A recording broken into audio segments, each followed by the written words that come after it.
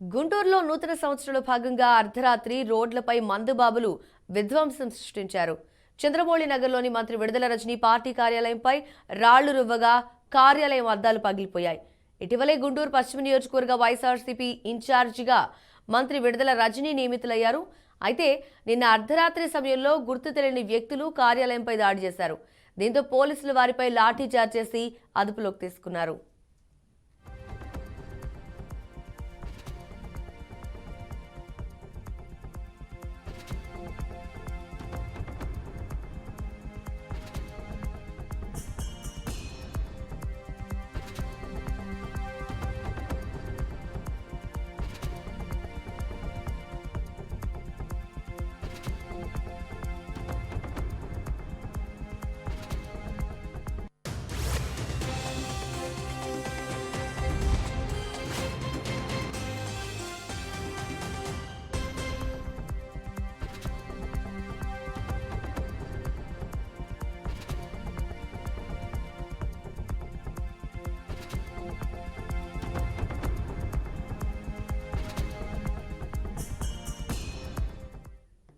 అయితే టీడీపీకి చెందిన నాయకులే తమ కార్యాలయంపై రాళ్లు విసిరారని వైఎస్ఆర్సీపీ నేతలు ఆరోపిస్తున్నారు. బాధితులపై చర్యలు తీసుకోవాలని డిమాండ్ చేస్తున్నారు. బాధ్యులపై మరోవైపు మంత్రి రజనీ కార్యాలయంపై దాడికి తమకు ఎలాంటి సంబంధం లేదని టీడీపీ నేతలు అంటున్నారు. వైఎస్ఆర్సీపీలో ఉన్న అంతర్గత కలహాల వల్లే కార్యాలయంపై దాడి జరిగి ఉండడానికి కారణాలని పలువురు అభిప్రాయపడుతున్నారు. అయితే పోలీసులు నిందితులను విచారిస్తున్నామని తెలిపారు. త్వరలోనే కార్యాలయంపై దాడి చేసిన వారి వివరాలు వెల్లడిస్తామంటూ పోలీసులు తెలుపుతున్నారు. డీటెయిల్స్ మా ప్రతినిధి శ్రీనివాస్ నుండి తెలుసుకుందాం. అయితే శ్రీనివాస్, రీసెంట్ గా విడుదల రజనీ గుంటూరు పశ్చిమ వైపు ఇన్ఛార్జ్ బాధ్యతలు తీసుకున్న తర్వాత న్యూ ఇయర్ సెలబ్రేషన్స్ జరుగుతున్న ఈ టైంలో అదే రాత్రి కార్యాలయంపై దాడి జరగడాన్ని ముఖ్యంగా ఏ విధంగా చూడొచ్చు?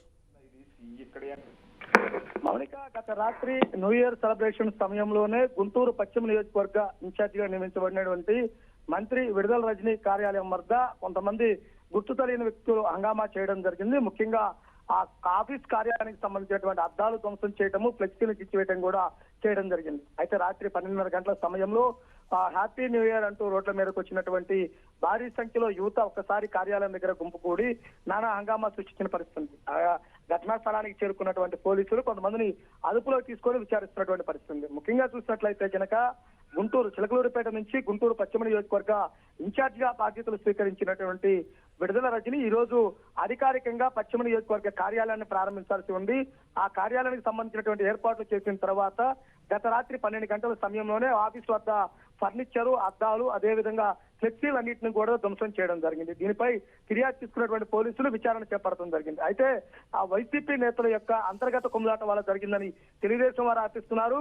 వైసీపీ వారేమో తెలుగుదేశం, జనసేన ఇరువురు కలిసి తెలుగుదేశం జెండాలు ఆ ప్రాంతంలో భారీగా సంచరించారు. యువకులు అర్ధరాత్రి వాళ్లే చేశారంటూ కూడా వీళ్ళు ఆరోపణలు చేస్తున్నారు. అయితే ఘటనా స్థలానికి చేరుకున్నటువంటి పోలీసులు కొంతమందిని అదుపులో తీసుకున్నారు. వారిని విచారించే పనిలో కూడా ఉండడం జరిగింది.